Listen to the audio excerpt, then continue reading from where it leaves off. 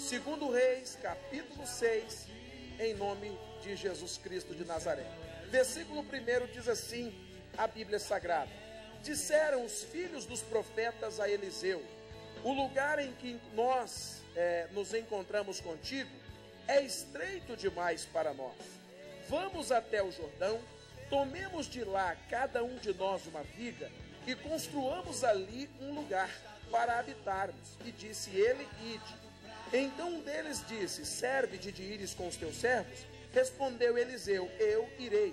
E foi com eles, e tendo eles chegado ao Jordão, cortaram madeira. E amém. Para aqui, nós temos aqui algumas instruções de Deus para nós. Nós aprendemos aqui que os homens que estavam com Eliseu tinha uma escola de profetas, era uma escola de pregadores. E nessa escola de profetas, um deles se destaca. Você sabe que em todo meio tem aquele que se destaca. E o que se destacou chegou e disse: olha, o lugar que nós estamos contigo é pequeno. Ele percebeu que precisava ampliar. O jeito que estavam, a maneira como estavam, não ia dar certo. Precisavam ampliar. Ele se despertou para a necessidade de aumentar aquele lugar. Mas algo me chama a atenção, porque antes dele ter a percepção de que precisava aumentar o lugar onde estavam, uma tragédia acontece. Se você ler o capítulo 5, antes do capítulo 6 aí, você vai ver que a lepra se pega a Gease. E a Bíblia diz que Gease e a sua descendência foram amaldiçoados com a lepra. Ou seja, eles perceberam que precisavam aumentar depois de uma tragédia, depois de uma grande perda. Meu irmão, não espere uma tragédia para se despertar. Eu falo com gente em casa, me assistindo agora, você na igreja, tem muita gente que espera uma tragédia acontecer. Falei no culto de quarta, tem gente que espera um infarto acontecer para ele mudar a alimentação. Um pastor amigo meu, encontrei ele esses dias, eu falei: rapaz, mas você está fino, hein, cara? Você emagreceu, ficou legal, você está até com a aparência legal. Ele falou assim: mudei de vida, minha alimentação agora é outra, eu só estou na geração fitness, folhas, frutos do mar, eu agora estou comendo a comida balanceada. Falei: mas o que aconteceu? Ele sofreu um infarto. O cara esperou sofrer um infarto para caminhar, para perder peso, para mudar a alimentação. Tem gente que espera uma tragédia para aumentar, para perceber o que está errado. Aquele rapaz percebe que o lugar era pequeno. E é essa visão que tem que impulsionar a gente. Uma pessoa que acha que o lugar que está é suficiente, ela deixa de crescer. Uma pessoa que se conforma com o que tem, com o que recebeu, com a vida que tem levado, ela não pode crescer. Até na vida espiritual, nós temos que ter ambição. As pessoas confundem ganância com ambição. Ganância é querer o que o outro tem. Ambição é querer crescer, é querer melhorar, é aumentar o lugar onde eu estou. E esse rapaz ainda percebeu que precisava aumentar. Mas tem gente que não percebe. Ela acha que do jeito que está bom, a vida que leva está bom, o casamento que tem está bom. Meu irmão, ninguém é tão perfeito que não possa ser melhorado. Eu posso melhorar como pastor, eu posso melhorar como marido, eu posso melhorar como profissional, eu posso melhorar como cidadão, você pode melhorar como esposa, como filho, como um cristão. Todos nós podemos ampliar o lugar em que estamos, mas é preciso percepção. E tem gente que não percebe. Tem gente que acha que do jeito que está, tá bom. Olha para o vizinho e fala para ele: não está bom não, tem que melhorar. E em todas as áreas, irmão, nós temos que melhorar. A primeira coisa, quando a pessoa acha que está bom, ela deixa de procurar a perfeição. E nós temos que buscar cada dia melhorar a nossa vida com Deus, a nossa vida com o próximo, enfim, todas as áreas. Só que ele percebe que precisava aumentar, mas ele também já tem a direção do que fazer. Ele chegou e disse: olha, vamos até o Jordão e de lá cada um de nós vai tomar uma viga para a gente fazer isso aqui crescer. Meu irmão, não adianta ter desejo, não adianta ter vontade se não houver planejamento. Como eu vou fazer para ampliar o lugar onde eu estou? A pessoa diz: eu quero crescer com Deus, tem que fazer o quê? Se envolver com Deus. tem que traçar uma estratégia. O que eu vou fazer para alcançar o que eu quero? Ele queria ampliar o lugar. E o plano dele era, eu vou até o Jordão e de lá nós vamos cortar madeira e vamos construir um lugar maior. O que você quer? O que você precisa? Você tem que aprender, amigo, a traçar metas, planos. Como eu vou fazer para melhorar? Uma pessoa, por exemplo, que está com problema financeiro, ela precisa traçar uma meta. Eu preciso me recuperar, eu tenho que sair dessa. E o plano qual é? Cortar gastos excessivos, cortar gastos que a gente compra aquilo que não precisa para mostrar para quem não merece aquilo que não temos. Verdade? Uma coisa a gente tem que aprender, irmão. A Bíblia diz que Deus supre as nossas necessidades e no Salmo 34 ele diz que se eu agradá-lo, ele satisfará o desejo do meu coração. Nós temos que definir o que é prioridade e o que é desejo do coração. E aí tem gente que quer recuperar financeiramente, mas ela não definiu o que é prioridade. Prioridade é o quê? É o alimento, é meu aluguel, é minha casa. Isso é prioridade. Desejo do coração é trocar de carro, é pegar um carro importado, um carro zero. Enfim, nós precisamos traçar uma meta. Conter gastos é importante, mas acima de tudo, com Deus, eu tenho que ser dizimista, porque se eu não for fiel no meu dízimo, Deus não pode repreender o devorador. Eu economizo por um lugar e o devorador tira por outro. Então, se eu quero chegar em algum lugar, eu tenho que traçar metas. O que é que eu vou fazer para chegar lá? E ele já tinha a meta traçada. Nós vamos até o Jordão. E cada um de nós vamos tomar uma viga e cada um de nós vai fazer a nossa parte. O problema é que hoje a gente não chega lá é porque a gente espera que o outro faça aquilo que a gente tem que fazer. O projeto dele, para dar certo, ele disse, cada um de nós. Ou seja, cada um cuida da sua parte. Cada um cuida da sua vida. Nós não progredimos quando começamos a olhar para o outro, irmão. E esse é o grande problema. Dia desse eu atendi uma senhora que falou, pastor, não estou mais vindo na igreja. Falei, mas por quê? Meu casamento está em crise. Tem que vir, tem que orar, tem que buscar. Ela me disse, meu marido não está vindo. Falei, a senhora está esperando por ele? Cada um de nós, cada um tem que fazer a sua parte. E aí eles chegaram para o Eliseu e disseram, serve-te de ires conosco. O Eliseu disse, eu irei. Irmãos, naquele tempo eles não tinham Bíblia. Naquele tempo, a Bíblia que eles tinham eram os profetas. Vou até fazer um parêntese aqui, porque hoje está cheio de profeta de meia tigela. Me perdoe a sinceridade, mas é verdade, irmão. Gente que chega para os outros, Deus mandou falar. Meu irmão, hoje Deus fala pela palavra. Esse negócio de gente aparecer com você parecendo correio elegante, Deus não mexe com isso, não. Deus fala conosco pela palavra. E aí, naquele tempo, eles não tinham Bíblia. Deus, então, faz o quê? Aparece, usava homens, profetas, para ser a boca de Deus, a palavra de Deus para aquele povo. Preste atenção. E aí, quem era o homem de Deus? Quem é que tinha a palavra de Deus? Eliseu. E esses homens queriam alcançar o projeto. O sonho deles de aumentar o lugar, mas eles não queriam ir sozinhos. E esse é o problema. Queremos alcançar as nossas metas, os nossos sonhos, os nossos objetivos sozinhos. Meu irmão, faça o que fizer, vá onde for, a palavra tem que te acompanhar. Por quê? Porque se eu agir de acordo com a palavra, eu tenho 100% de garantia de que aquele meu projeto não vai falhar. Eu estava lendo esses dias, até comentei pela manhã, algo que eu achei interessante. Eu estava lendo a respeito de Moisés, quando o Senhor Deus, de Noé, melhor dizendo, quando Deus apareceu para o Noé, Deus disse, Noé, você vai me construir uma arca, e essa arca tem que ser de madeira de cipestre, e ela tem que ser calafetada com betume. Por que não podia ser com borracha, né, com seringa? Por que não podia ser com outro material?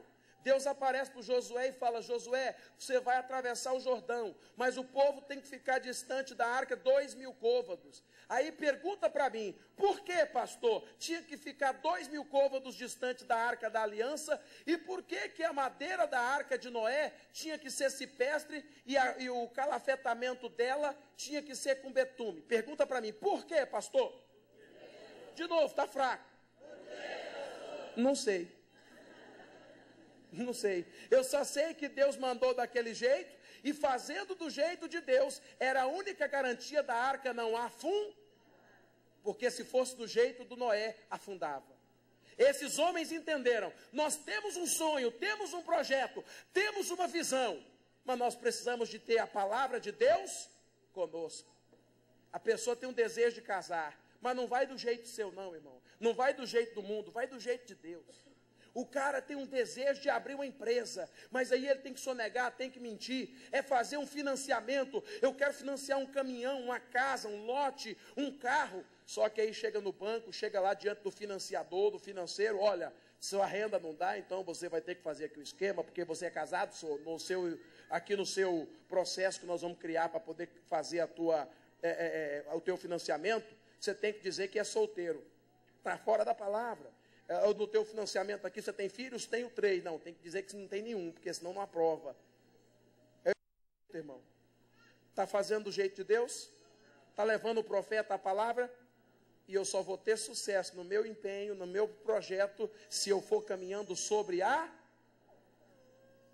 Uma moça me perguntou um tempo desses atrás, pastor, eu sempre fui apaixonada pelo fulano, falou o nome do fulano. Sempre, desde criança, eu conheci ele, me apaixonei por ele. E aí ela disse assim, pastor, e mesmo apaixonada, ele nunca me deu moral. E aí eu vim para a igreja, estou orando, pastor, Deus respondeu minhas orações. O rapaz não vem me procurando para a gente conversar, que ele quer namorar comigo. E a bênção é maior ainda, pastor. Eu falei, por quê? Porque ele agora quer morar comigo, não quer só namorar. Aí eu falei, mas para aí, como é que é morar? Não, a gente, mas e aí? Eu falei, o que a palavra de Deus diz, irmã? Que tem que casar, né? Mas é que eu amo tanto ele, pastor. Aí eu disse para ele, irmã, a senhora casa hoje e amanhã o diabo separa vocês. Sabe por quê? Porque a palavra não está acompanhada. Não estou dizendo que a senhora não possa namorá-lo, noivar com ele e casar com ele. Mas tem que ser do jeito de Deus. Ainda bem que ela me ouviu, o rapaz saiu dela, mas a Bíblia diz que quando nós caminhamos com Deus, fazemos a vontade de Deus, Ele satisfaz os desejos do nosso coração. O rapaz não foi para a igreja e eu não tive o prazer de batizá-lo antes de sair de Tangará. Hoje ela está noiva com ele e vão casar, e os dois, ele batizado e ela firme na presença de Deus. Amém? Do jeito de Deus dá certo, acompanhando com a palavra, o meu projeto não tem como dar errado. Os homens sabiam disso. E aí o Eliseu, que representa a palavra, vai. Chegando lá, eles começaram a cortar madeira. Eles estavam com a ferramenta de trabalho que era o machado. E corta madeira para lá, corta madeira para cá. Irmãos, quando nós estamos com a ferramenta de trabalho, tudo vai bem. Quando estamos na palavra, quando estamos bem com Deus, tudo caminha bem, a gente consegue progredir. As coisas que eram para dar errado, até o que era para dar errado começa a dar certo. As coisas que eram para dar certo ficam ainda melhores. E eles estão trabalhando felizes, animados, e aconteceu uma tragédia que acontece com muita gente. Versículo 5. Enquanto um deles estava derrubando um tronco, o ferro do machado caiu na água, e clamou ele dizendo, ai meu Senhor, era em... Olha que coisa que acontece. Cada um tinha que tomar uma viga, porque cada um tinha uma responsabilidade ali. Fica evidente no texto, que eles só tinham um machado. E o machado era a ferramenta de trabalho. E de repente um deles deixa o ferro do machado cair. O machado representa o Espírito de Deus. Porque o Espírito de Deus em nós nos dá ânimo, nos dá força, nos dá coragem, tira o medo e nos dá ousadia e nos faz acreditarmos em dias melhores. Quando uma pessoa perde o Espírito de Deus, que é o poder para fazer, é a ferramenta para fazer o trabalho, para alcançarmos os nossos sonhos, a pessoa fica parada, ela não produz. Repita comigo, cortaram madeira. Mas sem machado fizeram o quê? Tem gente que perdeu o machado, não faz mais nada, não ora mais, não tem mais alegria, não tem mais vontade de vir à igreja, não tem mais vontade de estar casado, permanecer casado, não tem mais vontade de estudar, não tem mais vontade de fazer nada. Alguns estão a ponto de dizer, se Deus me matar, era melhor. Perderam o machado, perderam a alegria, perderam o poder de Deus. Só que quando ele perde o machado, que representa o poder, o que me chama a atenção no texto é que ele poderia jogar a culpa em alguém. Porque, para aí, a Bíblia diz que o ferro do machado caiu. O cabo ficou na mão dele. O ferro caiu. Isso indica que alguém deixou de examinar como a ferramenta estava. Alguém aqui já trabalhou com machado, sim ou não? Quando você está com machado, você dá aquela... Você sente o ferro do machado chacoalhar se ele estiver frouxo lá na ponta, sim ou não? Alguns chegam a acunhar, não sei se é esse o termo certo que fala, mas você faz uma cunha, coloca no meio da madeira que segura o ferro do machado, né? E aí coloca uma cunha para ela segurar o ferro do machado. Já fui de roça, irmão. Pensando o quê? Conheço, pai. Eu não era bom no machado, não. Mas para dar machadada dos outros, pensa, também não era bom, não. Mas voltando aqui para a mensagem, gente, ele poderia ter dito, a culpa foi daquele lá que me passou o machado, porque ele não acunhou direito. Os outros poderiam jogar a culpa nele, dizendo, olha lá, ó, nós ainda temos muita madeira para cortar, e esse excomungado, preguiçoso, olha o que ele está fazendo. Mas você vê no texto alguém jogando a culpa em alguém? Por quê? Porque, meu irmão, não adianta ficar jogando culpa nos outros. Porque tem gente que culpa o fracasso da sua vida, a perca do ânimo, a perca da motivação, ele culpa alguém. Eu atendi uma pessoa em uma das cidades onde eu fui pastor, que ela disse assim, pastor, eu nunca mais fui a mesma depois que o pastor fulano de tal fez uma comigo. Eu nunca mais fui o mesmo depois que aquele excomungado me largou. Eu nunca mais fui a mesma, pastor. Eu nunca mais prestei para nada depois que fui traído. Depois que fui traída, pastor, aquele obreiro fez um negócio que eu não gostei. Um dia um pastor, ou o senhor mesmo, falou um negócio que eu não gostei. Nunca mais eu prestei para nada. Acabou. Mataram ali a minha fé. Repita comigo, ninguém deve ser culpado pelos meus erros. Porque ainda que o outro tenha falhado, eu aceitei no meu coração a chateação, a indignação. Quantas pessoas estão culpando o ex-marido, a ex-mulher, o pastor anterior, ou o pastor de outra igreja, ou a vizinha, ou não sei quem. Meu irmão, para recuperar machado, para você recuperar o que perdeu, a alegria, a força de Deus, você tem que parar de culpar os outros. Porque ninguém é culpado. Se alguém se perdeu, o problema dele, eu vou continuar a minha caminhada. Se alguém errou, se alguém falhou comigo, ele vai prestar contas com Deus, problema dele. O rapaz aqui faz o quê? Joga a culpa nos outros? Não. Quando ele percebe que perdeu o machado, que perdeu o poder para continuar produzindo, o que é que ele faz? Repita comigo, clamou ele. Ai, meu Senhor, era emprestado. O que ele fez? Ele clamou. Clamor indica uma oração mais forte. Clamor é uma oração da alma. Ele não foi jogar culpa para ninguém, meu irmão. Ele foi orar e dizer, Deus, eu quero de volta a minha alegria. Eu não quero perder, eu quero continuar produzindo. Eu quero continuar derrubando árvores. Eu quero continuar ampliando o lugar onde eu estou. Ele não aceita ficar sem o machado. Mas um parêntese aqui que eu pulei, uma parte da mensagem. Eu falei que o ferro do machado caiu na água. Alguém deixou de olhar, ferrar, de analisar. Você sabe qual que é o problema? Porque muita gente está perdendo a alegria espiritual, a presença de Deus, porque ela deixou de analisar o machado. Ela deixou de analisar como ela está diante de Deus. Você já parou para prestar atenção um dia da sua vida para dizer assim, o que Deus pensa a meu respeito? Você já parou para um minuto da sua vida para dizer, como será que eu estou diante de Deus? Porque a gente corre e faz campanha, oração para isso, para aquilo, não é errado não, mas a vida é muito corrida, e oração, não, pastor, ora por mim, meu casamento, minha família, meu emprego, só que aí tem momentos que a gente se esquece de parar e dizer, como é que está a minha ferramenta? Será que eu não estou para perder meu machado? Porque a queda, ela nunca acontece de uma vez, de uma hora para outra, caiu. O machado, não foi numa machadada só que ele caiu, e soltou-se do cabo e o ferro caiu na água. Ele já estava meio frouxo.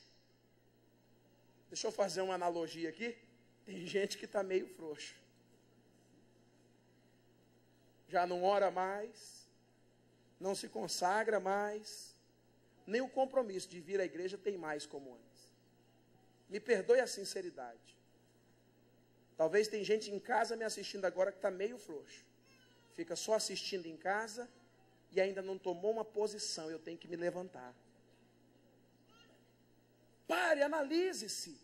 Como eu estou diante de Deus? Como Deus me vê? E aí, para a gente concluir, porque não dá para demorar muito, diz aqui o versículo de número 5. Enquanto um deles estava derrubando um tronco, o ferro do machado caiu na água. E ele disse: ai, meu Senhor, era emprestado. Repita comigo: o poder, a alegria, a motivação, o Espírito Santo, não é meu, é emprestado. É Deus que me empresta, irmão. E se eu não estiver bem diante de Deus, como é que Ele vai me emprestar os dons dEle? E aí o versículo 6 diz: perguntou o homem de Deus, onde caiu? Mostrando-lhe o lugar, Eliseu cortou um pau, lançou-o ali e fez flutuar o ferro. Para recuperar o machado, qual foi a primeira pergunta que Eliseu fez? Onde? A pergunta é a mesma para nós. Onde caímos? Onde? Onde deixamos de buscar? Isso aqui é a regra. Eu fiz durante algum tempo palestra no Centro Empresarial Cuiabá e na Renault e na Nissan, ali em Várzea Grande, com os executivos, funcionários, enfim. E uma das coisas que eu gostava de ministrar para eles é a respeito desse tema. Onde caiu? Tem que rever aonde foi que você abriu brecha. Onde foi que você errou. Onde foi que você falhou. Casamento com problema. Marido foi embora, mulher foi embora. Ah, eu vou orar para ele voltar. E volta. Uma oração minha e sua, uma oração nossa, faz o marido volta, o filho volta. Mas adianta voltar? Se você não perceber onde foi que caiu, onde errou, para corrigir aquela falha, onde caiu? Onde você é frágil? Tem gente que é frágil na confiança, então não confie nos outros. Tem gente que é frágil porque se apega demais, então não se apegue. Tem gente, me perdoe dizer, a fraqueza dele é mulher, o cara é casado. A mulher é casada, a fraqueza é a pessoa do outro sexo, do sexo oposto. Ah, pastor, eu sou casado, mas você sabe, né? Não aguenta ver um rabo de saia. Ah. Então você tem que começar a cortar, amigo. Onde você caiu? O rapaz foi lá e mostrou, porque ele lembrava onde ele caiu. E se a gente parar, a gente também lembra onde foi que a gente deixou de ser o que a gente era antes. Sim ou não? Ele mostrou, Eliseu cortou um pau. O pau aqui representa o madeiro, a cruz, porque é só na cruz, é só com Cristo, com a ajuda de Deus que eu recupero o que perdeu. Ele jogou o pau lá na água, e aí o ferro do machado flutuou, e olha o que Eliseu disse para a gente orar. E disse Eliseu, levanta-o. Então o homem estendeu a mão e Eliseu entregou na mão dele, ele teve que estender a mão e pegar. Irmão, pastor, eu quero de volta a alegria, quero de volta meu casamento, quero de volta a minha vida, quero de volta os meus sonhos, os meus projetos, as minhas ideologias, porque eu perdi as esperanças. Sabe o que você tem que fazer? Estender sua mão e tomar. É você que tem que correr atrás, é você que tem que se apegar a Deus, levantar as mãos, indica, estender as mãos, indica oração, indica clamor, indica busca. Deus, eu quero de volta. E fazendo assim, a gente recupera o que foi perdido. Diga amém? Amém. Meu irmão, hoje é dia. Hoje é dia de você recuperar. Hoje é dia de você perceber, eu preciso ampliar a minha visão.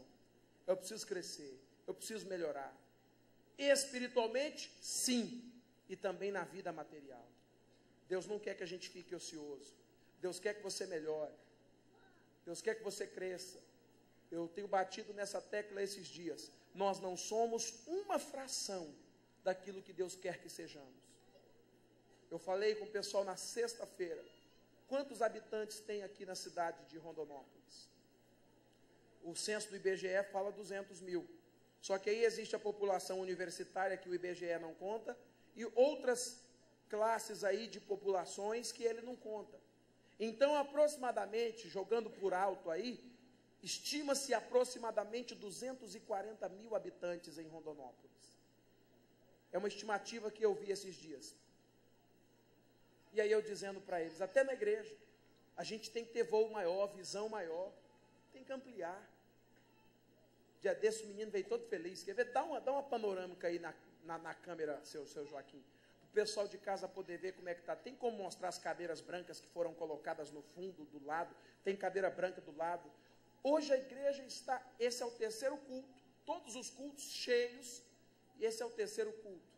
Um rapaz chegou todo feliz, pastor, o senhor viu como é que a igreja está cheia? Eu virei para ele e falei, irmão, nós somos os mais miseráveis se estivermos contentes com isso que está acontecendo. Aí ele disse, por quê, pastor? Falei, numa cidade de 240 mil habitantes, 1% seria quantos? 2.400 pessoas. Tem muita gente para ganhar, tem muita coisa para crescer. A sua vida, eu ganho, pastor, milão, você podia ganhar 2.000 por mês. Pastor, eu sou dono de uma empresa, podia ser dono de duas. Você podia ser financiador da obra de Deus. Já pensou, chegava a gente, pastor, vem cá, eu quero pagar um programa na 105 para a igreja. Não, mas irmão, é caro. Não, pastor, manda ver, não quero nem saber preço. Vai lá e fecha o contrato e manda que eu pago. Era para ter gente desse jeito. Você acha que Deus não quer fazer? É que nós não ampliamos a visão, irmão. A gente conforma com o que tem.